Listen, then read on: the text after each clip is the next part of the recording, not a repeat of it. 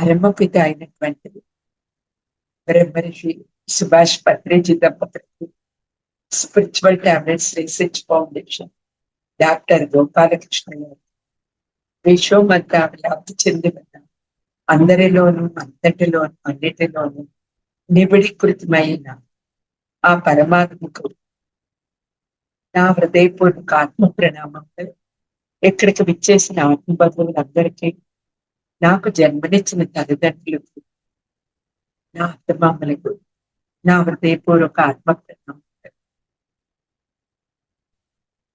ధ్యానం సర్వరోగ నివారణి, ధ్యానం సర్వభోగ కారణం, ధ్యానం సత్యజ్ఞాన ప్రసాదని. మన జీవితంలోనే ఎన్నో ఉంటాయి, పేరు ప్రతిష్టలు ఉంటాయి, డబ్బు హోదా బంగ్లా కార్లు ఎన్నో ఉంటాయి. కానీ మనతో వచ్చేది, మనం జయించేది, మనం ఎప్పుడూ ఆనందంగా ఉండేది ఆ సత్యంతో కూడి ఉంటుంది. సత్యము అంటే ఏంటి? రెండు, మనకి నేను భగవంతుడిని అని తెలుసుకోవడం సత్యం, జ్ఞానాన్ని తెలుసుకోవడం సత్యం, జ్ఞానాన్ని పంచడం సత్యం. ఇలాగా ఇంపార్టెంట్ అయినవి ఎన్నో ఉంటాయన్నమాట. మనం ముందుకు వెళ్ళాలి అంటే ఈ ధ్యానము జ్ఞానము తీసుకోవడం చాలా ఇంపార్టెంట్ అనమాట. ఎన్ని ఉన్నా సరే మనకి ఒక్కొక్కసారి లోపల ఏదో తెలియని వేదన, బాధ అన్నీ ఉంటాయి. అది ఎందుకు, ఏమిటి అనేది మనము ఎప్పుడు కూడా అవేర్నెస్ తో ఉండాలి. ఎనీ టైము కూడా అవేర్నెస్ తో ఉండాలి. ఎందుకు అవేర్నెస్ తో ఉండాలి అంటే, అక్కడ మన స్థితి మారుతూ ఉంటుంది. ఎలాగా ఏంటి అంటే, ఒక కొన్ని రోజులు ధ్యానం చేస్తాం. ధ్యానం చేసిన తర్వాత అదే మోసలో ఉండిపోకుండా మనం మార్చుకోవాలి. అదే మోసలో ఉండిపోకుండా మనం మార్చుకోవాలి. ఆ మార్చుకునేటప్పుడు మార్చుకోకపోతే మన సోలు చాలా తెల్లగా తెలియని మనోవేదనతో అలా ఉంటుంది అనమాట. అప్పుడు మనకి అవేర్నెస్ ఉంటే వెంటనే మార్చుకుంటాం, అవేర్నెస్ లేకపోతే మళ్ళీ డల్ అయిపోతాం. ఎందుకు అలా డల్ అయిపోతాము అనేది కొంతమందికి తెలుస్తుంది, కొంతమందికి తెలియదు అన్నమాట. ఎలా తెలుస్తుంది? అవేర్నెస్ తో ఎప్పుడైతే ఉంటామో మనకి తెలుస్తుంది. అవేర్నెస్ లేకుండా మనం ఒకవైపు, మన జీవితం ఒకవైపు వెళ్ళిపోతే అక్కడ ఏమవుతుంది? మనకి బాధ, దుఃఖం, తెలియని మనోవేదన అలాగ జరుగుతూ ఉంటుంది అన్నమాట. అలా జరిగేటప్పుడు అక్కడ కూడా కొంచెం అవేర్నెస్ భగవంతుడు ఇస్తాడు. అది కూడా మనం తెలుసుకోలేకపోతే ఇంకా బాధలో కూరుకుపోతాం. ఆ బాధలో కూరుకుపోయేటప్పుడే మనకి శరీరంలో బాధలు కానీ, మానసిక ప్రశాంతత లేకపోవడం కానీ ఏదో ఒకటి జరుగుతూ ఉంటుంది అన్నమాట. అందుకని మనం ఏం చేయాలి? ఎప్పుడు కూడా అవేర్నెస్ తో ఉండాలి. నేను ఒక ఎక్స్పీరియన్స్ చెప్పాను. ఎంతవరకు చెప్పాను ఎవరికైనా ఐడియా ఉందా?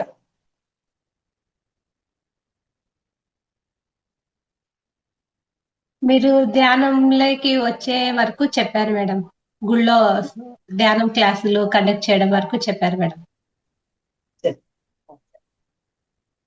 అలాగా క్లాసులు కండక్ట్ చేయడం అది చేశాను. చేస్తూ ఉంటే ఒకరోజు ఏమైంది, గుడివాడ ఎక్స్పీరియన్స్ మీకు చెప్పేశానా? ఇంకా లేదు మేడం. చెప్పలేదా? గుడివాడ ఎక్స్పీరియన్స్ ఏంటి అంటే,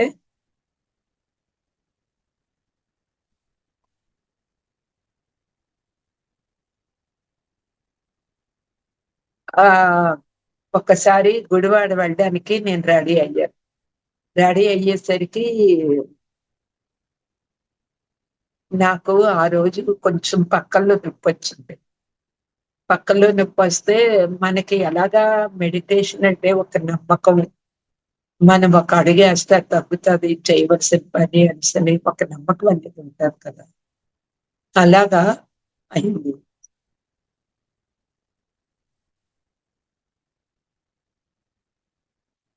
అలాగా ఆ నమ్మకంతో ఉంటే ఇంట్లోని ఏ రోజు కూడా మా అబ్బాయి అనలేదు. ఎప్పుడు వెళ్తానన్నా వెళ్ళు అన్న మొక్కే గాని ఎక్కడికైనా ఎందుకు ఏంటి అని అడిగేవాడు కాదు. వద్దు అని అనేవాడు కాదు. ఆ టైంలోని పెయింటింగ్‌లు ఇంట్లో వేయించుతున్నా. ఆ పెయింటింగ్‌లు వేయించుతుంటే మా అబ్బాయి అన్నాడు, అమ్మా పెయింటింగ్‌లు వేయించుతున్నాను కదా! ఒకసారి నువ్వు ఉండడం అవుతుందా అని అడిగాడు. సరే అని చెప్పేసి నెక్స్ట్ మంత్ అయినా వెళ్ళొచ్చు కదా అనేసని నేను డ్రాప్ అయ్యాను. డ్రాప్ అయితే అక్కడ ఏమైంది, ఇంకా వెళ్ళడం మానేశాను. పౌర్ణమి వచ్చింది. ఆ పక్కలో నొప్పి ఈ సైడ్ అంతా నొప్పనమాట. విపరీతంగా వచ్చేసింది. ఎందుకు ఇలాగొచ్చింది? నేను వెళ్ళను అని అనలేదు కదా! కొంచెం పోస్ట్‌పోన్ చేశాను అంతే కదా! అనేసని అలాగా ఆలోచిస్తూ నేను బాధపడ్డాను. బాధపడుతూ ఉంటే ఎంతకీ తగ్గలేదు. మనిషిని ఇలా పక్కకే వెళ్ళిపోయాను. ఏ పని చేసినా, ఏ కూర్చున్నా, ఏ నిలబడినా, ఎవరితో మాట్లాడినా ఇలాగే. కాకపోతే ఏ పని మానేయలేదు. అన్నీ అలా చేస్తున్నాం. ఇంకా తట్టుకోలేకపోతే ఇంకా అలా కాదనేసి మెడిటేషన్‌లో కూర్చున్నా. మెడిటేషన్‌లో కూర్చొని అడిగాను. ఎందుకు నాకు ఇలాగ పెయిన్ వస్తుంది? నేనిది చేశాను. నేను ఎళ్ళడానికి రెడీగా ఉన్నాను కదా! అనేసని అనుకున్నా. అంటే నాకేమీ ఆన్సర్ రాలేదు. ఇంక సరే అని చెప్పేసి రోజు సాధన చేస్తూ, ధ్యానం చేస్తూ, జ్ఞానాన్ని తీసుకుంటూ అలా చేశాను. చేసిన తర్వాత నెక్స్ట్ మంత్ వచ్చినా అదే పెయిన్‌తో ఉన్నా. అదే పెయిన్‌తో ఉంటే అలాగే ఉన్నాను. ఆ నెల రోజులు కూడాను. మళ్ళీ నెక్స్ట్ పౌర్ణమి వచ్చింది. ఆ పౌర్ణమి వస్తే, ఆ పౌర్ణమి ఆ పెయిన్ తోటే నేను ప్రయాణం అయ్యాను. ట్రైనేమో రాత్రి 11 గంటలకి. 11 గంటలకయితే ఆహ్, 8, 9 అయింది. ఒళ్ళు చెమటలెక్కిపోయి, నీరసం వచ్చేసింది. నిలబడలేకపోతున్నా, కూర్చోలేకపోతున్నాను. కాళ్ళు, చేతులు వణికిపోతున్నాయి. ఇలా వణికిపోతుంటే ఏంటి? ఎందుకు ఇలాగా పరమాత్మ నేను నేర్చుకోవాల్సిన నాలెడ్జ్ ఏంటి అనేసని అలాగా అనుకుంటూనే పనులు చేస్తున్నాను. ట్రైన్ టైమ్ అయింది. ప్రయాణం అయ్యాను. మా కోడలు అడిగింది. మానేయొచ్చు కదండీ అత్తమ్మ గారు. నెక్స్ట్ మంత్ ఎళ్ళొచ్చు కదా! లేదమ్మా ఎళ్ళాల్సిందే తప్పదు అన్నాను. ఊరుకున్నారు. స్టేషన్‌కి బండి మీద బయలుదేరాను. ఆ బండి మీద నుంచి కిందన ఎక్కడ పడిపోతానో నాకే తెలీదు. నా ప్రాణం అంత నిస్త్రాణంలో ఉంది. అలాగే బండి గట్టిగా పట్టుకున్నాను. స్టేషన్‌కి దిగేసేసాడు. రైల్లో కూర్చున్నాను. కూర్చున్న తర్వాత ట్రైన్ ఇంకా బయలుదేరలేదు. మా అబ్బాయి వెయిట్ చేస్తున్నాడు. బాబు ఎంత బేగా ఎళ్ళిపోతే ట్రైన్ ఎంత బేగా బయలుదేరితే అంత బేగా పడుకుందామని నేను చూస్తున్నా. ట్రైన్ మూవ్ అయింది. మా అబ్బాయి అన్నాడు, "అమ్మా ఎళ్ళొస్తాను జాగ్రత్త" అనేసి. సరే అని చెప్పేసాను. ఇంక పడుకున్నాను. ఇంక పడిపోవడంలోనే పత్రి సారు, జెకే సారు నా తల దగ్గర అలా తెల్లవార్లు ఉన్నారు. వాష్‌రూమ్‌కెళ్ళడానికి కూడా చాలా కష్టముండేది. నా బాడీ నా స్వాధీనంలో లేదు. ఎందుకిలా జరుగుతుంది పరమాత్మ అనేసని. అన్న తర్వాత స్టేషనొచ్చింది. గుడివాడ స్టేషను. ఇంకా గుడివాడ స్టేషన్‌లోకొచ్చాము. కుండపోత వర్షం. నేనలా ట్రైన్‌లోని జర్నీ చేశాను. జర్నీ చేసిన తర్వాత అక్కడ ఇది కుండపోత వర్షం అనమాట. కుండపోత వర్షం అయితే ఎలాగ వెళ్ళాలి ఏంటి అనుకున్నాను. అప్పటికి కూడా నాకు నీరసం గాని కాళ్ళు వణుకులు గాని ఏమీ తగ్గలేదు. నా పరిస్థితి అలాగే ఉంది. అడుగు తీసి అడుగు వేయలేని పరిస్థితిలో ఉన్నా. అడుగు తీసి అడుగు వేయలేని పరిస్థితిలో ఉంటే అక్కడికి ఎలాగా ఏంటి అనుకున్నాను. ఇలాగా ట్రైన్ పైకి వచ్చాను, మెట్లు దిగుదాం అనుకున్నాను. అతి కష్టం మీద ఆ మెట్లు దిగాను, బయటకు వచ్చాను కిందకి. ప్లాట్ఫారం ఎక్కాలి, ప్లాట్ఫారం దగ్గరికి వెళ్ళాను. అప్పుడేమొచ్చి ఒక అతను వచ్చాడు. మేడం నాకు ఇవ్వండి, పట్టుకుంటాను సూట్ కేసాను. తన ముఖం నాకు తెలీదు, నా ముఖం తనకు తెలియదు. అప్పుడు ఆ సూట్ కేసు పట్టుకొని ప్లాట్ఫారం దిగాక పైన వదిలిపెట్టి తను వెళ్ళిపోయాడు. వెళ్ళిపోయిన తర్వాత అక్కడ కాలు ఇక్కడికి వేస్తే అక్కడికి వెళ్తాం, బురద అలా ఏంటి ఎలాగా అని ఆలోచించాను. ఆలోచించేసరికి అక్కడికి వచ్చి ఇలాగ ఆలోచించేసినా లేదో ఒక ఆటో వచ్చింది. మేడం వస్తారా? ఆ గుడివాడ పిరమిడ్కి అని. సరే అని చెప్పేసి అతను తీసుకుని వెళ్ళాను. అక్కడ కూడా సేఫ్ గా వెళ్ళిపోయాను. వెళ్ళిన తర్వాత వెళ్ళి అడుగుతుంటే ఒక మేడం వచ్చి, ముందే నేను చెప్పించాను ఇలాగ నేను వస్తాను అనేసి. ఒక మేడం అన్నారు, రెండు మేడం టిఫిన్ చేయనంటే లేదు నేను కాసేపు మెడిటేషన్ చేసి వస్తానని చెప్పాను. అప్పుడు ఒక గంట వరకు అలా మెడిటేషన్ లో కూర్చున్న తర్వాత అప్పుడు ఫ్రెష్ అయ్యి టిఫిన్ చేశాను. ఇన్నాళ్ళ బట్టి వచ్చిన ఆ నీరసం, ఆ పెయిన్, ఆ పక్కల్లో నొప్పి ఇప్పుడు నాకు ఎవరికి వచ్చిందా అన్నట్టుగా అప్పుడే తగ్గింది. అయితే ఏంటి, మనం అక్కడ నేర్చుకోవాల్సిన నాలెడ్జ్ ఏంటి అంటే, ఏదైనా చెయ్యాలి అనుకునేటప్పుడు వెనకడుగు వెళ్ళకూడదు.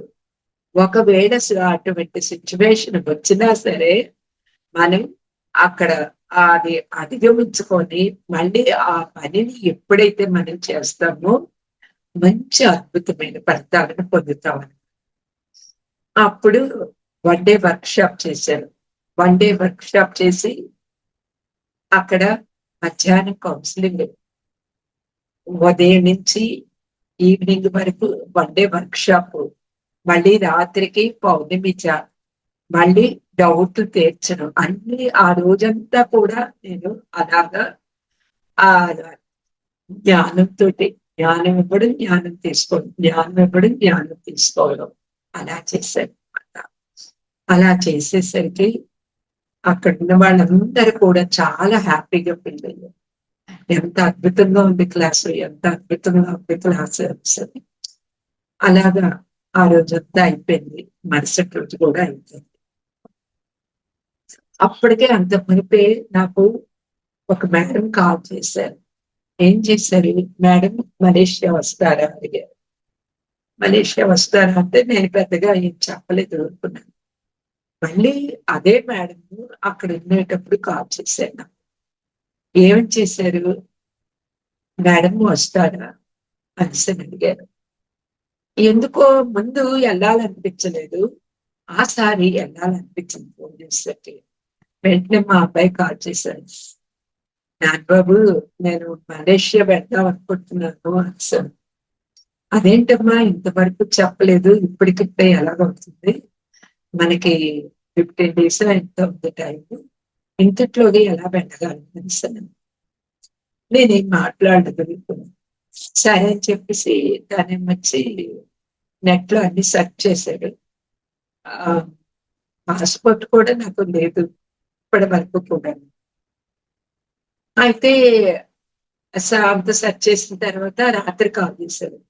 అమ్మా రాత్రి కాదు ఈవినింగ్ కాల్ చేశాడు.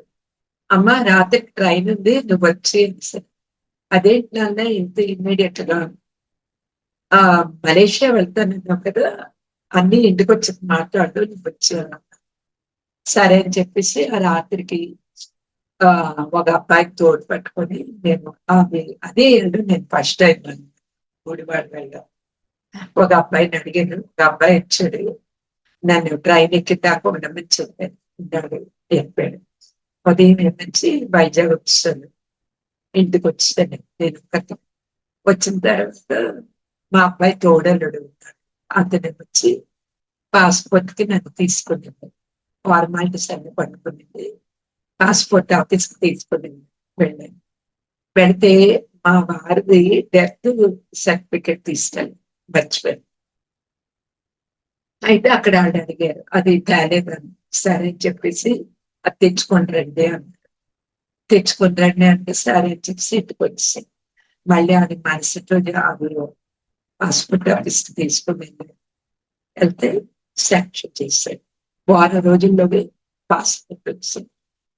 నేను ఒకటే యూనివర్సల్ కాదు, ఎక్కువ రేట్ పెట్టి నేను ఫ్లైట్ టికెట్ నాకు ఏ రేట్ ఉందో ముందు నుంచి అదే రేట్ లోని నాకు కావాలి అని నేను మెడిటేషన్ లో అనుకున్నాను.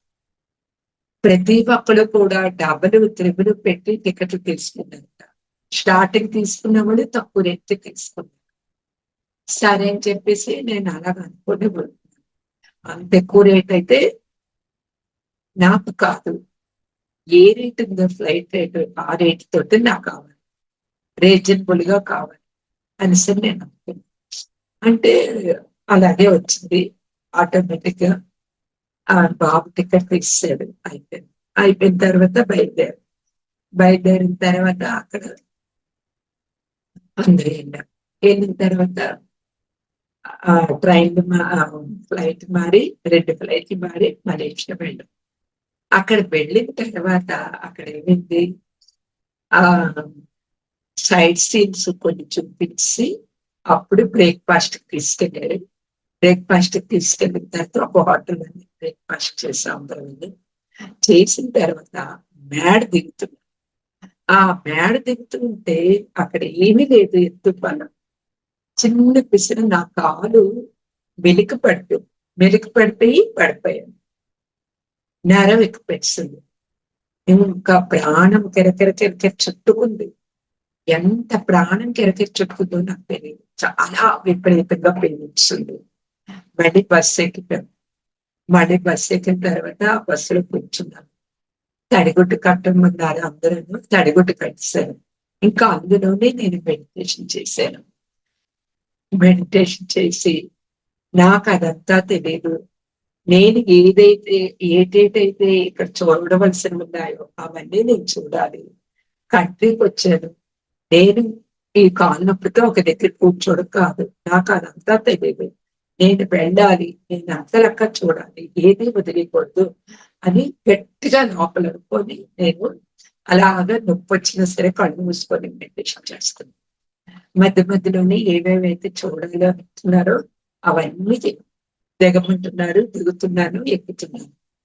ఉదయం 8 గంటలకో ఎంతకో తగిలిన పెయిన్ 11:30 అయింది. నాకు పెయిన్ లావైపోతుంది. ఇంకా వాపు కూడా వచ్చేస్తుంది, స్వెల్లింగ్ కూడా వచ్చేస్తుంటే ఒక అమ్మాయి నాకు చెప్పారు.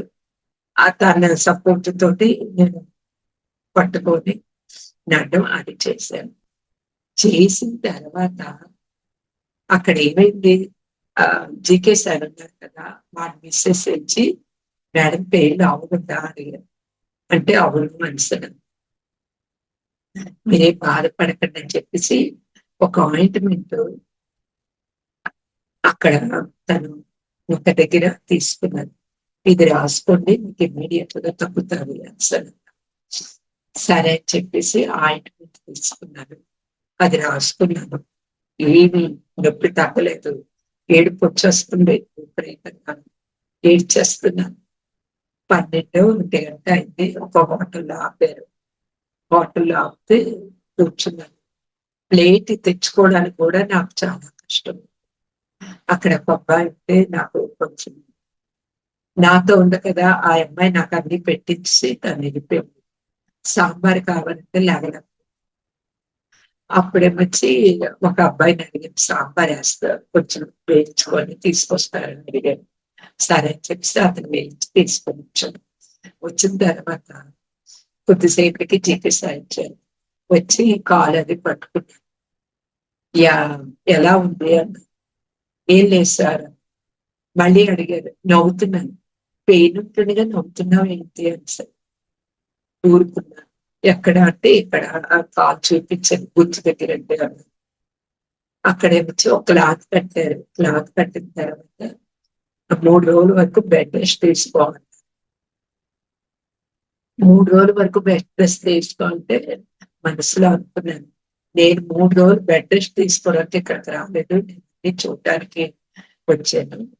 నేను మెడిటేషన్ చేసి నాలెడ్జ్ తీసుకోవడం, నాలెడ్జ్ ఇవ్వాల్సిన దగ్గర ఎప్పటికి తీసుకోవాల్సిన దగ్గర తీసుకోవడానికి నేను వచ్చాను. నేను 3 రోజులు బెడ్ రెస్ట్ తీసుకోవడానికి రాలేదు అని చెప్పేసి నాతో నేను చెప్పుకున్నాను. మాట్లాడుకుంటాము. ఊరుకొని ఇంకా రూమ్కి తీసుకెళ్ళాను. అక్కడ పడుకున్నాను. రూమ్ లో పడుకున్న తర్వాత నిద్ర పట్టలేదు. నిద్ర పట్టకపోతే అక్కడ మళ్ళీ ఆయింట్మెంట్ రాసుకున్నాను. మళ్ళీ గట్టిగా చెప్పుకున్నాను. మళ్ళీ మెడిటేషన్ లో కూర్చున్నాను. అలా మెడిటేషన్ లో కూర్చొని తర్వాత ఈవినింగ్ 6 అయింది. ఈవినింగ్ 6 అయ్యేసరికి అక్కడ నేను ఇది మీరు ఉండిపోతారా రూమ్ లో అని అక్కడ అడిగారు. నేనేముండనని చెప్పేసి బయలుదేరాను. ఆ భగవంతుడు నాకు పాజిటివ్ క్వాలిటీస్, ఆ థాట్స్, ఇంకా నేను ఇక్కడ ఉండను, ప్రతి ఒక్కటి చూస్తాను అనే ఆ మాటలు ఎలాగ నా నోటట్టు వచ్చాయో నాకు అర్థం. ఆ భావన ఎలాగొచ్చిందో నాకు తెలియలేదు. అలాగా ఒక్కొక్కటి నా లోపల అనుకోవడం, నాకు నేను ఆత్మవిశ్వాసం తెచ్చుకోవడం, ఆత్మస్థైర్యాన్ని తెచ్చుకోవడం, ఇది ఎందుకు వచ్చిందని పదే పదే ఆలోచించడం, ఆయింట్మెంట్ రాసుకోవడం, మెడిటేషన్ చేయడం, ఆయింట్మెంట్ రాసుకోవడం, మెడిటేషన్ చేయడం, పాజిటివ్ క్వాలిటీస్ తో ఉండడం, ఇలాగ చేశాను. ఈవినింగ్ 6-7 అయింది. టిల్ టవర్ కలిసి తీసుకొని వెళ్ళేసరికి పట్టుకొనే నడిచాను. పట్టుకొని నడుస్తూ ఉంటే జీకే సార్ అన్నారు, అదేంటి నువ్వు వచ్చేసావు, పెయిన్ తగ్గిపోయింది ఏంటి అని అడిగారు. పర్వాలేదు సార్ అని చిన్న నవ్వు నవ్వేసి వెనక్కి వెళ్ళిపోతే అక్కడ ఇంకా ఎంత ఎక్సలెంట్ గా ఉందో తెలీదు. ఆ వాతావరణం, ఆ ప్లేసు, ఆ నేచర్ ఇంకా ఎంత బాగుందో చెప్పలేదు. అంత బాగుంది. ఆ పెయిన్ అది 50%, 60% తగ్గిపోయింది. ఇంకా 40-10 ఉంటది. ఆ పెయిన్ తోటి నడిచేస్తున్నాను అంతలాగా. ఆ పెయిన్ తోటి నడుస్తూ ఉంటే అందరూ అడగండి, పెయిన్ తగ్గిపోయిందా ఎలా ఉంది, పెయిన్ తగ్గిపోయిందా ఎలా ఉంది అనిసని అంటే తగ్గింది పర్వాలేదు అనిసని. ప్రతి ఒక్కరు అడగడమే, ఎలా వచ్చారు, పొద్దున్న అలా పడిపోయారు కదా, పెయిన్ వచ్చింది కదా, ఎలా వచ్చారు. సరే అని చెప్పేసి అందరికీ సమాధానం చెప్పేసి అక్కడ చూడవలసినవన్నీ చూశారు. చూసిన తర్వాత నెమ్మదిగా ఆ అమ్మాయిని నాకు తోడిచ్చారు కదా, ఆ అమ్మాయిని పట్టుకొని బస్సు ఎక్కారు. అన్ని చూడవలసినవన్నీ చూశారు. అక్కడ అనౌన్స్ చేశారు, రేపు ఉదయం ఇలాగా గాంధీ పార్క్ వెళ్తున్నాము, మనం అక్కడ అందరికీ కూడా మెడిటేషన్ చెప్పడానికి 6 గంటలకల్లా రెడీగా ఉండాలి. సరే అని చెప్పేసి నేను లేచి ఫ్రెష్ అప్ అయిపోయి మెడిటేషన్ మాత్రం చాలా ఎక్కువ చేశాను. గంటలు ఎన్ని గంటలు చేశాను నాకే తెలియదు. అలా తెల్లవారులు కూర్చోవడం, కొద్దిసేపు పడుకోవడం, మళ్ళీ లేచిపోవడం, మళ్ళీ మెడిటేషన్ చేయడం, మళ్ళీ కూర్చోవడం, మళ్ళీ పడుకోవడం, మళ్ళీ లేవడం, అలాగా ఎంతసేపు చేసానో నాకే తెలియదు. అంతసేపు చేశాను మెడిటేషన్. ఉదయం లేచిన తర్వాత ఇంకా పెయిన్ ఉన్న తర్వాత ఆ అమ్మాయి సపోర్ట్ లేదు. ఆ అమ్మాయి సపోర్ట్ లేకుండా టిల్ టవర్ నుంచి వచ్చాక జీకే సార్ వచ్చి కట్టారు, నువ్వు అస్సలు గుమ్మం తెక్కు, ఎక్కడికి రాకు, చక్క పడుకో 3 రోజులు కూడా. సరే అని చెప్పేసి అలాగే అన్నాను. ఒక గట్టిగా ఇది తెచ్చారనమాట, క్లాత్ తెచ్చి గట్టిగా, చాలా గట్టిగా కట్టారు. కట్టిన తర్వాత నవ్వేశారు అనమాట. ఈ నొప్పితోటే వచ్చేసావు, వెరీ గుడ్ అన్నట్టుగా నవ్వేశారు, ఊరుకున్నారు. ఊరుకున్న తర్వాత మరుసటి రోజు నుంచి ఆ గాంధీ పార్క్ వెళ్ళాం. వెళ్ళిన తర్వాత అక్కడ మెడిటేషన్ అవి చేయడానికి అందరినీ కూర్చోన్నారు. కొత్త వాళ్ళందరూ వచ్చారు. అక్కడ అందరినీ కూర్చోబెట్టారు. మేము కూడా కూర్చున్నాము. కూర్చున్న తర్వాత మెడిటేషన్ చేసాం. వర్షం పడుతుంది. వర్షం పడుతుంటే ఆ కొంతసేపు అయిన తర్వాత మెడిటేషన్ చేసి అక్కడ కొత్త వాళ్ళందరికీ ధ్యానం చెప్పిన తర్వాత శాకాహారాలు చేసాం. శాకాహారాలు చేస్తే నేను అదే అంతా కూడా నడిచాను. ఒక్క పిసరా ఇది అవ్వలేదు. ఒక ఆవిడ అడిగారు, అదేంటి మీరు అలాగొచ్చేసారు, మీకు పెయిన్ లేదా? మీరు ఇక్కడ వస్తే మీకు ఇంకా పెయిన్ అయిపోతుంది, మీరు ఎలా నడిస్తే కాలు పిలిచిపోద్ది, రాకండి, వద్దు వద్దు వద్దు అని సరే ఒక మేడం. సరే అని చెప్పేసి ఇంకో మేడం అడిగాను, శ్రీదేవి మేడం అన్నారు. ఆవిడ అడిగాను, మేడం ఇలాగ నేను ఇక్కడికి వచ్చి ఉండడం కాదు, నాకు రావాలని ఉంది, వద్దంటున్నారు, ఏం చేయమంటారు? మీకు ఏది అనిపిస్తే చెయ్యాలి. సరే అని చెప్పేసి నాకు అలా వెళ్ళాలని అనిపించిందని నేను బయలుదేరిపోతే శాకాహారాలు జరిగింది. అటు నుంచి వచ్చాక నేను కేర్ఫుల్ గా ఉన్నాను. నడిచిన దగ్గర, ఒక అడుగు వేసిన దగ్గర, ఎక్కడైనా ఎత్తు పల్లాలు ఉన్న దగ్గర చాలా కేర్ఫుల్ గా నేను అడిగేయడం దిగడం ఎక్కడ అన్ని చేశాను. కానీ ఆ అమ్మాయిని సపోర్ట్ అయితే పట్టుకోలేదు. అలాగా చేశాను. చేసిన తర్వాత కొత్త వాళ్ళకి ధ్యానం చెప్పడం అయిపోయింది, శాకాహారాలు చేయడం అయిపోయింది, మెడిటేషన్ చేయడం అయిపోయింది, అన్ని అయిపోయింది. అక్కడ వచ్చే నుంచి బ్రేక్ఫాస్ట్ చేసాం. బ్రేక్ఫాస్ట్ చేసాక 11 అయింది. ఇప్పుడు రెస్ట్ తీసుకోండి, మళ్ళీ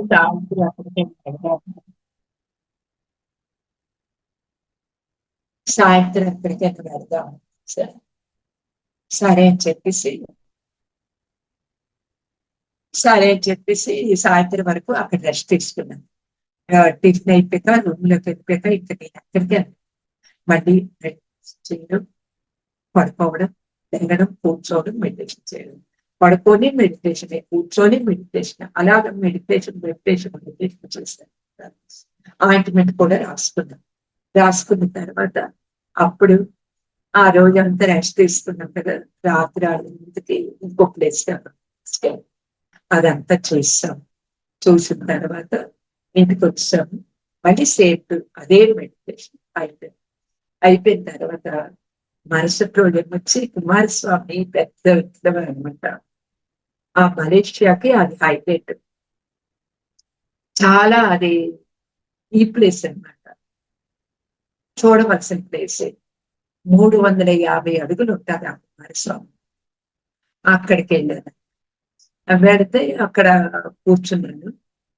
కూర్చున్న తర్వాత 350 మెట్లు ఎక్కాలి. ఇటు 350 ఎక్కాలి, అటు 350 దిగాలి. అందరూ వెళ్తున్నారు.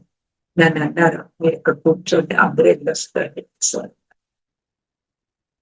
నాకు నేను చెప్పుకున్నాను, పరమాత్మ ఈ కంట్రీకి నేను చూడడానికి వచ్చాను,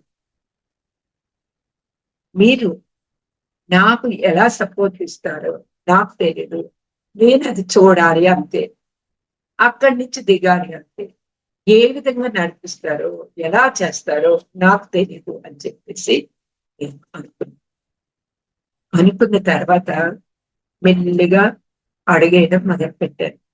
ఎవరు నాకు తోడుంది కదా ఆ అమ్మాయి, ఇంకో ఆవిడ, నేను, ముగ్గురు కలిసి మెల్లిగా అలా నడుస్తూ ఉంటే సగం ప్లేస్ వచ్చింది. వాళ్ళు కింద ఉన్నారు, నేను అలాగా నెమ్మదిగా పెట్టుకోండి నడిచాను. నడిచిన తర్వాత అలాగ నడుస్తూ ఉంటే మెట్లు లెక్క పెట్టాను. 350 కాదు, 370 ఎన్నో ఉన్నాయి. అవన్నీ నడిచాను. అక్కడ కొన్ని ఫోటోలు తీయించుకున్నాను. అక్కడ సైడ్ సీన్ ఆ నేచర్ అంతా, ఆ కొండలు, నేచర్ అంతా కూడా మనకి రాబుద్ది అయిందనమాట. అంత ఎక్సలెంట్ గా ఉంది.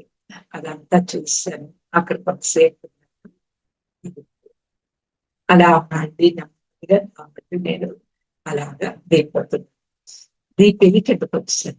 ఇదంతా జీకే సార్ చూశారు. నేను చూడలేదు, అతను చూస్తున్నాను. వెళ్ళాలి అన్న తపంతోటే నేను వెళ్ళిపోయాను తప్ప సార్ ఇలా చూస్తున్నారు అన్న సంగతి నాకు తెలియదు. ఆ 370 మెట్లు ఎక్కి దిగిపోయాను. ఏంటి ఒకటివే ఎక్కిపోయి ఒక్కటివే దిగిపోయాడు, నీకేం అంత భయం లేదు? నాకు పోయిందా అడిగా. పోయింది సార్, మాక్సిమం తగ్గిపోయిందా? ఇంకా కొద్దిగా ఉంది సార్. ఆహా అలాగా అని సార్, సరే క్యారీ అవ్వమన్నారు. అది అయిపోయిన తర్వాత ఆ ఇంకో ఆశ్రమం ఉంది, ఆశ్రమంలోకి వెళ్ళాము. అక్కడ కొద్దిసేపు కూర్చున్నాం. ఆ కూర్చున్న తర్వాత అదంతా కూడా కొంతసేపు మెడిటేషన్ చేశాము. అక్కడ సార్ క్లాస్ వచ్చి జరిగినట్టుగా గుర్తు. ఆ క్లాస్ అయిపోయింది, అందరం రూమ్కి వచ్చాం. రూమ్కి వచ్చి మధ్యాహ్నం లంచ్ చేసి మళ్ళీ సాయంత్రం ఇంకో ప్లేస్ కి తీసుకెళ్ళారు.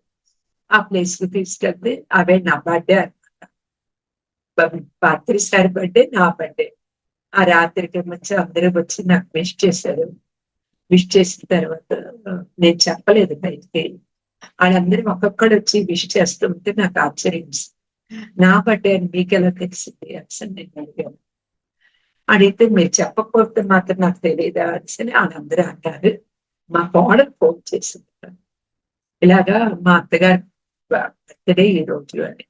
సరే అని చెప్పేసి బర్త్డేకి అందరు విష్ చేసిన తర్వాత కొంతసేపు అయింది. అయిన తర్వాత ఎవరి రూమ్లోకి వెళ్ళిపోయాం. వెళ్ళిపోయిన తర్వాత కొంతసేపు అయిన తర్వాత నేను మెడిటేషన్ చేశాను మళ్ళీ.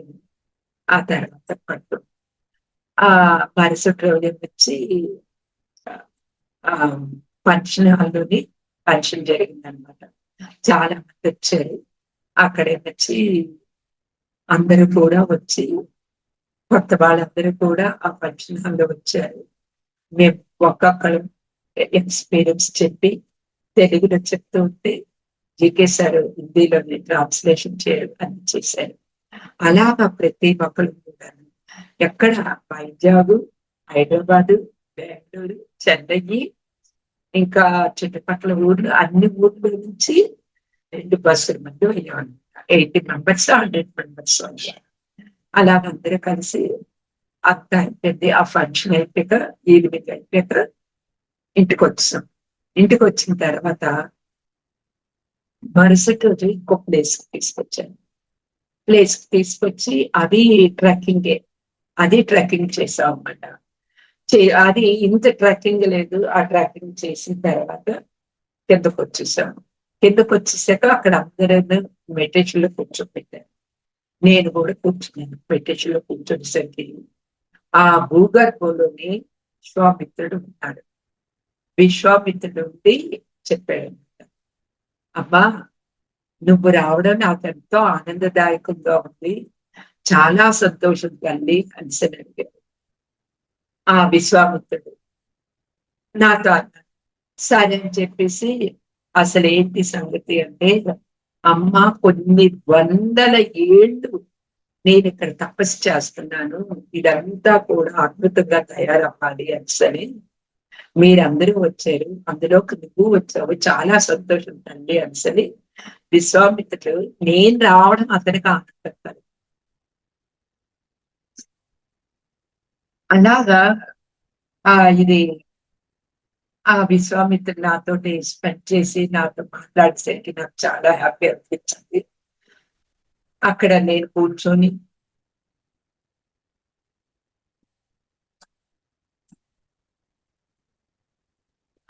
అలాగ అతనితో నేను మాట్లాడి అన్ని ఇచ్చేసిన తర్వాత కొంతసేపటికి అక్కడ అయిపోయింది. ఆ చుట్టుపక్కల ఆ కొండలు అవి చూసాము. ఎంతో ఎక్సలెంట్ గా ఉన్నాయి. చాలా ప్రశాంతంగా ఉంది, హ్యాపీగా ఉంది. ఏదో తెలియదు ఎనర్జీ అనమాట. ఆ ఎనర్జీ తోటి నేను అలాగ పౌర్ణమి ధ్యానంకి వెళ్ళడం, అక్కడ వన్ డే వర్క్ షాప్ పెట్టడం, ఆ గుడి వాళ్ళని ఇక్కడ మలేషియా ఇలా వెళ్తాను, ఇలా జర్నీ చేస్తాను, ఇలా ఎంజాయ్ చేస్తాను, అదంతా చూస్తాను అని నేను అనుకోలేదు. అదంతా కూడా నాకు ఒక ఎక్స్పీరియన్స్ అయ్యి చాలా ఎక్సలెంట్ గా అనిపించింది. ఒక 6 నెలల వరకు నాకు ఆ మెమోరీ అలా ఉండిపోయింది. ఆ ఎక్స్పీరియన్స్ అంతా కూడా అనుకోకుండా జరగడం. నాకు ఏదో తెలియని ఆనందాన్ని కలిగింది. మనము కార్యాకారణ సంబంధం లేకుండా ఎక్కడికి వెళ్ళం, ఎప్పుడు వెళ్ళం. ఆ కార్యాకారణ సంబంధం ఏంటి అంటే స్వామి కార్యం సకార్యం అంటారు. అక్కడ ఎవరు వెళ్తాము, ఎవరికి ఏ ఎనర్జీ వల్ల అక్కడ ఒక కార్యరూపం దాల్స్తుందో ఆ సర్వేశ్వరుడికే తెలియదు, మనకి తెలియదు, ఆ పరమాత్మకే తెలియాలి. అలాగా గ్రూప్ కాన్షియస్ అనేది చాలా ఇంపార్టెంట్. గ్రూప్ కాన్షియస్ తో మనం వెళ్తే మనకు అద్భుతమైన ఫలితాలను పొందుతాం. మనం సింగిల్ గా వెళ్తాం, మనం మామూలుగా వెళ్తాం, ఆ ఎనర్జీ వేరు, ఈ ఎనర్జీ వేరు. ఈ ఎనర్జీ ఏంటి అంటే శక్తిని, నాలెడ్జిని తీసుకుంటాం. అంతేకాకుండా మన వలన ఈ విశ్వ కళ్యాణానికి ఏం జరగవలసిందో అది జరుగుతుంది, ఏం చేయవలసిందో అది చేయగలుగుతాం. అక్కడ కొంచెం మనం అవేర్నెస్ తోటి అక్కడ ఎరుపుతూ ఉండి ఇదంతా ఎందుకు జరిగింది, దేనికి జరిగింది ఒక్కసారి మనం రిమెంబర్ చేసుకొని అవేర్నెస్ తో ఉంటే మనం ఒక క్వశ్చన్ అనేది వేసుకుంటే దాని అంతటికి కూడా ఆన్సర్ అనేది వస్తుంది అనమాట. అయితే ఇక్కడ ఇప్పుడు అక్కడ పిరమిడ్, మలేషియాలోనే ఇప్పుడు పిరమిడ్ వచ్చింది. ఇంకా చాలా మంది అక్కడ ఫ్రెషర్స్ ఎంతో మంది తయారు. అప్పుడు మనం వెళ్ళి ఒక వారం రోజులు టైం పెట్టి ఇంతమంది మెడిటేటర్లు అక్కడికి వచ్చి ఇచ్చేయడం వల్ల అక్కడ ఏమైంది అంటే అద్భుతంగాను ఇప్పుడు పెరుగుతాం. అంటే అది లోక కళ్యాణానికే కదా, ఆ లోక కళ్యాణానికి మన వంతుగా మనం పెట్టి అక్కడ టైం పెట్టి మెడిటేషన్ చేయడం వలన మనం అక్కడ ఎంజాయ్ చేసాము, పిరమిడ్ వచ్చింది, కొత్త వాళ్ళు మెడిటేటర్ తయారయ్యారు, వాళ్ళు తయారవడంతో ఇంకా ఇంకా ఇదంతా విశ్వ కళ్యాణంలో భాగమే కదా. అది అన్నమాట ఆ ఎక్స్పీరియన్స్ అలానే ఉంది. ఇంకో ఎక్స్పీరియన్స్ ఏంటి అంటే నేను జానులోకి వచ్చిన కొత్తలోని ఆ పత్రి సార్ తోటి, పత్రి సార్ అంటే నాకు తెలియదు, పత్రి సార్ని ఎప్పుడు నేను చూడలేదు. చూడకపోతే ఆ 40 days అయిన తర్వాత ఏం చేశారు, అతను ఒక దగ్గర ఆయన ప్రోగ్రాం పెట్టారు స్టీల్ ప్లాంట్ లోని. ప్రోగ్రాం పెట్టి అక్కడ అతను ఆ ప్రోగ్రామ్ లోని అందరూ ఇన్వైట్ చేశారు, ప్రతి ఒక్కరిని కూడా ఇన్వైట్ చేశారు. అందరూ రండి పత్రి సార్ వస్తున్నారు అని అనౌన్స్ చేశారు. అప్పటికి ఇంకా నాకు 36 రోజులు ఎంతో అయింది ఛానల్లోకి వచ్చిన కొత్తలోని. నేను కూడా వెళ్ళాను. వెళ్ళిన తర్వాత అక్కడ పత్రి సార్ చూశాను. చూసిన తర్వాత నా వైపు తదేకంగా కళ్ళు ఆర్పకుండా ఇలాగే చూశాను. నేను కూడా ఆయన కళ్ళల్లో కళ్ళు పెట్టి అలాగే చూశాను. ఆయన కళ్ళు రెప్ప వాల్చలేదు, నేను వాల్చలేదు. ఆయన ఎంతసేపు అయితే చూశారో అంతసేపు కూడా నేను అలాగే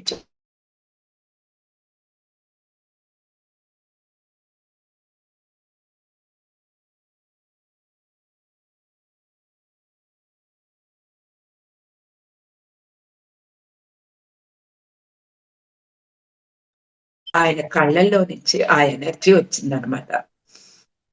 ఆ కళ్ళలో నుంచి ఎనర్జీ వచ్చి నా హృదయంలోకి ఆ ఎనర్జీ పత్రిసారి ఎనర్జీ తాకింది. ఏదో తెలియని ఎనర్జీ అనమాట. ఎంత శక్తివంతంగా ఉందో తెలియదు. ఆ శక్తివంతమైన ఎనర్జీ నా లోపలికి వచ్చింది. వచ్చేసరికి అప్పుడు నేనేమైంది అయిపోయింది. ఇంకా ఎనర్జీ నా లోపలికి వెళ్ళేసరికి ఇంకా నేను చెప్పలేను అనమాట. ఆనందం, ఏదో తెలియని ఆనందం, ఎంతో ఆనందం. అప్పటికి కొత్త కదా, ఇంకా నాలెడ్జి అంత ఇదిగా తెలియలేదు. ఆ ఆనందంతో ఎవరిని చూసినా ఆనందమే, ఏది చూసినా ఆనందమే, ఎక్కడికి వెళ్ళినా ఆనందమే. అటువంటి ఆనందం అనమాట. ఏంటి ఇంత ఆనందంగా ఉంది అనిసని అనుకొని నేను మేడంకి చెప్పాను. మేడం ఇలా ఉంది, ఏదో తెలియని ఆనందం, నాకేమీ తెలియట్లేదు, ఎంతో ఆనందంగా ఉంది అంటే ఆమె తల ఊపిసి ఊరుకున్నారు. ఆహా సరే. ఊరుకున్న తర్వాత అప్పుడు ఆ ఆనందంతో నేను ఇంటికి వచ్చాను. ఆ ఆనందం 3 days అలా ఉంది. ఆ ఆనందంలోని నాకు ఫుడ్ నోటికి వెళ్ళలేదు. ఇంత గడ్డు కూడా తిరుగుతాను. ఇంట్లో అడగడమే, భోజనం చేయండి. ఏం చేయడం, నాకు నోటికి వెళ్ళదు. కంచం దగ్గరికి వెళ్ళడం, కంచంలో పెట్టుకోపోవడం, అబ్బా తిన్నాను అనిపించలేదు, అది లేచిపోవడం. అలాగే లేచిపోతుంటే 3 రోజులు అయిందనమాట. ఆ 3 రోజులు అయ్యాక అప్పుడు కొద్దిగా తిన్నాను పెట్టాను. ఈ 3 రోజులు కూడా నేను బుక్ చదవడం కానీ, మెడిటేషన్ కానీ ఏది మానేలేదు. ఏది మానేలేదు. అన్ని చేస్తూనే ఉంది. ఆ మిగతా రోజులు కూడా అయిపోయిన తర్వాత లాస్ట్ రోజున జీకే సార్ వచ్చారు. పత్రి సార్ తోటి ఎంతమందికి అటాచ్మెంట్ కుదిరింది అడిగారు. అందరూ కూడా ఏదేదో చెప్పారు. నాకు భయం అప్పుడు మాట్లాడటానికి. నేనేం మాట్లాడలేదు, ఊరుకున్నాను. అందరినీ అడిగారు, పేరు పేరుని పిలిచి అడిగారు, మీకే ఆనందం కలిగింది? నాకు చాలా ఆనందం కలిగిందంట అని చెప్పి ఇప్పుడు మీకు చెప్పిందంతా చెప్పారు. చెప్పిన తర్వాత వెరీ గుడ్ అన్నారు. పత్రి సార్ కాళ్ళకి నమస్కారం పెడితే నాకు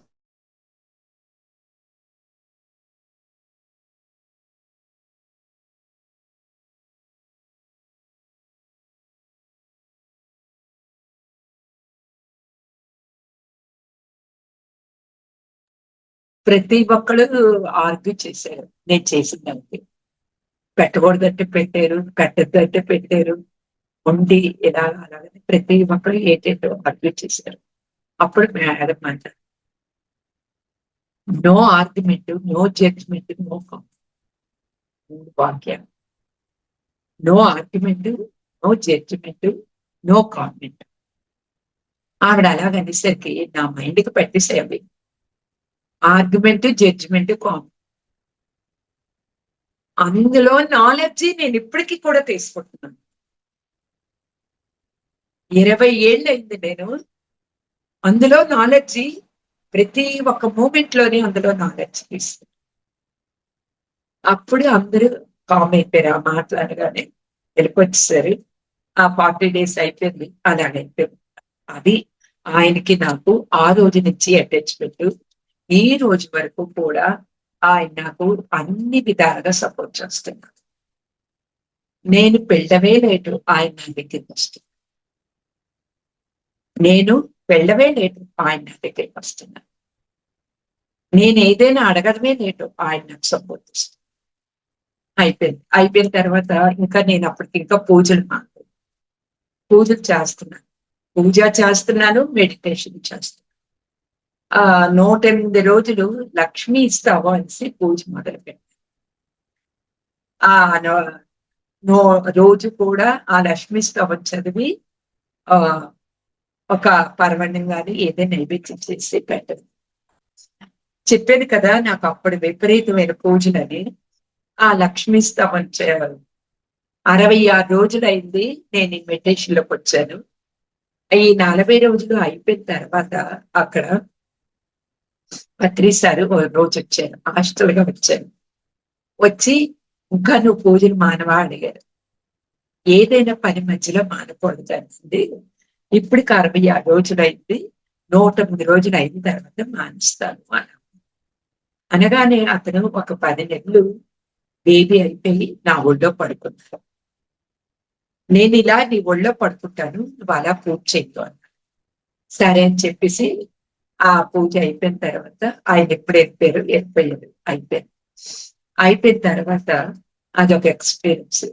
ఇంకా ఇంట్లోని వంట ఏంటి అంటే, ఏ వంట చేసినా, ఏ పని చేసినా, షాపులోకి వెళ్ళా, ఒకరితో మాట్లాడినా మెడిటేషన్.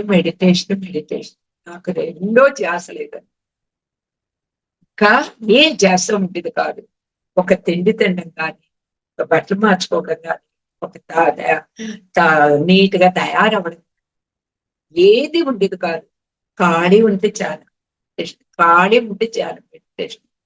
రోజుకి ఎన్ని గంటలు చేసేదాన్ని నాకే తెలియదు. ఇంట్లోని కుటుంబ ధర్మాన్ని నేను ఎప్పుడూ వదిలిపెట్టలేదు. స్వధర్మం, కుటుంబ ధర్మం, శరీర ధర్మం 3 ధర్మాలు కూడా ఎప్పుడు వదలకుండా పాటించాను. ఖాళీ 10 నిమిషాలు, 5 నిమిషాలు, అరగంట, గంట, 2 గంటలు, ఇంకా నైట్ అయితే ఎంతసేపో నాకు తెలియదు. ఎనీ టైం అలాగా ఎప్పుడో ఏ గంటో 2 గంటలు పడుకుంటుందన్నమాట. అలాగా మెడిటేషన్ చేసి అది అయిపోయింది. అయిపోయిన తర్వాత అలాగ నా జర్నీ స్టార్ట్ అయింది. ఇంకా 40 రోజులు అయిన తర్వాత, ఆ 108 రోజులు అయిన తర్వాత అలాగా ఒక్కసారి మానేలేదు. గ్రాడ్యువల్ గా తగ్గించారు పూజలు. పూజ అంటే వైరాగ్యం వచ్చింది. ఏంటి పూజ? పూజ అంటే ఏం చెయ్యాలి? దీపం వెలిగించాలా? దేవుడి దగ్గర అన్ని శుభ్రం చెయ్యాలా? పువ్వులు పెట్టాలా? పూజ చెయ్యాలా? అందులో ఏం వస్తుంది అన్న భావంలోకి వచ్చాను నేను. చెప్పాను ఇంట్లోనే, నాకైతే పూజ మీద ఇంట్రెస్ట్ లేదు. ఏదో అప్పుడప్పుడు దీపమే పెడతాను. మీరు ఎవరు చేస్తారో మీ ఇష్టం, లేకపోతే లేదు అనేసి చేస్తారు. సరే నీ ఇష్టం, నీకు ఎలా కనిపిస్తుందో చెయ్యు అన్నారు. అన్న తర్వాత అయిపోయిన తర్వాత అక్కడ అది అలా జరుగుతుంటే నేను పూర్తిగా పూజకి స్వస్తి చెప్పాను. ఏవైనా పండుగలు వస్తే అక్కడ శుభ్రం చేయడం మాత్రం మానేలేదు. నెలకొకసారి ఆ దేవుళ్ళన్నీ తోమి అవన్నీ పేర్చి అన్ని నీట్ గా ఉంచేదాన్ని. బుద్ధి పుట్టినప్పుడు దీపం వెలిగించేదాన్ని, లేకపోతే అక్కడే కూర్చొని మెడిటేషన్ చేసేదాన్ని. కొన్ని రోజులు సాయంత్రం దీపం పెట్టి అక్కడే మెడిటేషన్ లో కూర్చోవడం, ఉదయం దీపం పెట్టి అక్కడే మెడిటేషన్ లో కూర్చోవడం, ఆ దీపం కూడా కొన్ని రోజులు మానేయడం, ఇలాగా జరుగుతుంది. అలాగా నా పూజ జర్నీ అయిపోయింది. అయిపోయిన తర్వాత వంట చేస్తే, వంట చేసిన దగ్గర ఇక్కడ ఏం నేర్చుకోవాలని అనుకునేదాన్ని. ఏమి నేర్చుకోవాలని అనుకుంటే అక్కడ ప్రిపేర్ చేస్తున్న కూర కూడా మాట్లాడేది. మీకు అబద్ధం, నాకు నిజం. ఆ ఉల్లిపాయలు అనేది నీ చేతిలోకి వచ్చి నేను ఎంతో ఆనందం పొందాను.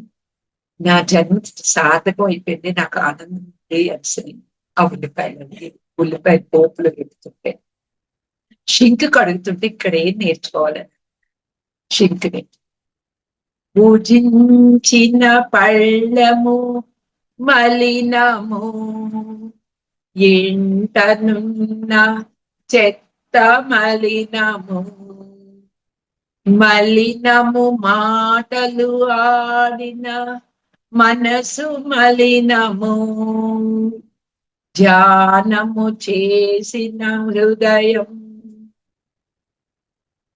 హృదయము శుద్ధము అని అంటారు. ఇదేంటి ఇలాగా అనిసినది.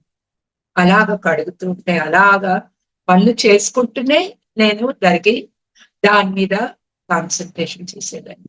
అప్పుడు మళ్ళీ వచ్చింది, భుజించిన పళ్ళము తీసిన శుద్ధము, ఇంటనున్న చెత్త తీసిన శుద్ధము, మురిగి ఉన్న కాల్వ నీరు వర్షము వచ్చిన శుద్ధము, మలినము మాటలు ఆడిన మనసు శుద్ధము అన్నారు. అంటే ఏంటి? మనం భోజనం చేస్తాం, ఆ పళ్ళెం తెయ్యకపోతే అక్కడంతా డస్ట్ పడిపోద్ది. ఇంట్లోని కిచెన్ లోని పళ్ళన్నీ చేసుకుంటాం, అక్కడ క్లీన్ చేయకపోతే అదంతా డస్ట్ పడిపోద్ది. ఒక పల్లెటూరులోని కమ్మేటి కాలం ఉంటది, 5కి 10కి. అక్కడ చెత్త పోయిస్తే ఎలా ఉంటది? అదంతా అడ్డిసి వాటర్, అది మురిగే. అలాగా మనం ఏమైనా మలినమైన మాటలు ఆడితే మన హృదయం అలా ఉంటదన్నమాట. ఆ కంచం తీస్తే భోజనం చేసిన వెంటనే కంచం శుద్ధం అయిపోద్ది. కిచెన్ శుభ్రం చేస్తే కిచెన్ శుభ్రం అయిపోద్ది. పెద్ద వర్షం వస్తే ఆ చెత్తం తెలిపోయి కాలువ అంతా శుద్ధం అయిపోద్ది. ఒక బకెట్ నీరు పోస్తే అది శుద్ధం అవుద్దా? అలాగే ఈ ధ్యానం చేస్తే మన హృదయం అంతా శుద్ధమైపోతుంది అని అప్పుడు అర్థమైంది. అది చాలా బాగా నాకు నచ్చేసింది అనమాట. 20 ఏళ్ళైనా ఆ శ్లోకం ఓనుగా నా ఇన్నర్లో నుంచి వచ్చిందనమాట. ఆ ఓనుగా వచ్చిన శ్లోకం నాకెంతో అద్భుతంగా నచ్చింది అనమాట. ఎనీ టైము అందులో నేను ఖర్చు తీసుకుంటూ ఉంటాను. నాకు ఇప్పుడు గుర్తొస్తే అప్పుడు ఎప్పుడు లోపల డిస్టర్బెన్స్ అనిపిస్తప్పుడు ఎనీ టైం ఆ శ్లోకంతో నేను చాలా క్లాసుల్లోని ఈ శ్లోకం మెన్షన్ చేశాను. నాకు కూడా చాలా అయిపోయింది. అయిపోతే ఒకసారి మిక్సీలోని బియ్యం వేస్తున్నాను,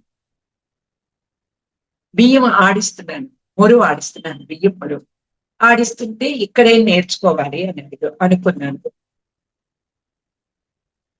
నాడు గొప్పద నేడు గొప్పదా, విద్య గొప్పద వినయము గొప్పదా, గేయము గొప్పద గాత్రము గొప్పదా, సృష్టి గొప్పదా బ్రహ్మము గొప్పదా అని నేను అడిగాను. అడిగేసరికి అక్కడ ఏమైంది, మళ్ళీ ఆన్సర్ వచ్చింది.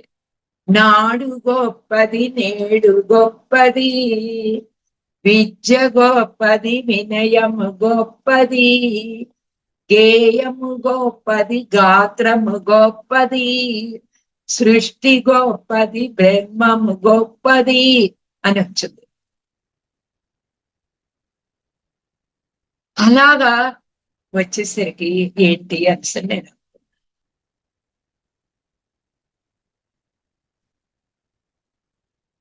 అంటే నాడుండబట్టే నేడుంది, అంటే భూతకాలం ఉండబట్టే ప్రజెంట్ ఉందన్నమాట, ప్రజెంట్ ఉండబట్టే భవిష్యత్తు ఉంటుంది.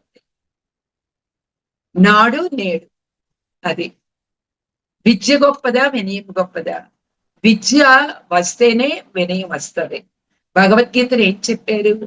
విద్యా వినయ సంపన్నే బ్రాహ్మణే గవ్యస్తిని శుని చైవ స్వపాకే చ పండిత సమదర్శిన అన్నారు. అంటే విద్య ఉండబట్టే వినయం ఉంది. విద్యా వినయ సంపన్నే అంటే పరమాత్ముడు ఎక్కడ ఉంటాడు? విద్య చెప్పేవాని యందు, విద్య చదివేవాని యందు, గోవి యందు, బ్రాహ్మణుడి యందు, సునకము యందు, సునక మాంసం తినువాని యందు, అందరిలోని ఆ పరమాత్ముడు ఉంటాడు అని చెప్పారనమాట.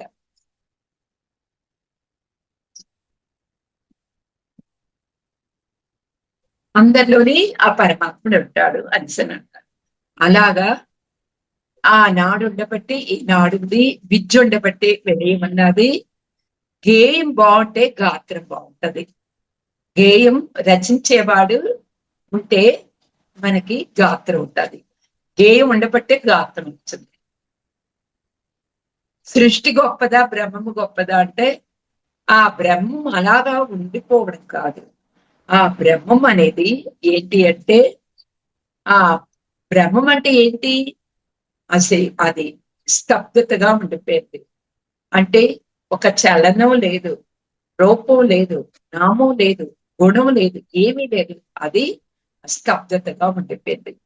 ఆ స్తబ్దతగా ఉండిపోయింది దానిలోని అక్కడ ఆ పరమాత్ముడు ఏమనుకున్నాడు? తాను అనేక అవ్వాలి అనుకున్నాడు. తాను అనేక అవ్వాలి అనుకున్నవాడు అదేమైంది? అప్పుడు అయింది. ఏమైంది? సృష్టి యావత్తు తయారైపోయింది. ఫస్ట్ ఏమొచ్చింది? ఓంకారం మొదలైంది. ఆ తర్వాత ఆది పరాశక్తి, ఆ తర్వాత తిరుమూర్తులు, ఆ తర్వాత ఈ సృష్టి అంతా, ఇదంతా కూడా సృష్టి జరిగింది, స్ప్రెడ్ అయింది. భగవద్గీతలో అన్నారు కదా, అనేక బాహోదర వత్ర నేత్రం పశ్యామి త్వాం సర్వతోనంత రూపం నాంతం నమజ్జం నపునస్తివాదం పశ్యామి విశ్వేశ్వర విశ్వరూప అనేసి అక్కడ చెప్పారు. ఆ శ్లోకం ఎందుకు చెప్పాడు?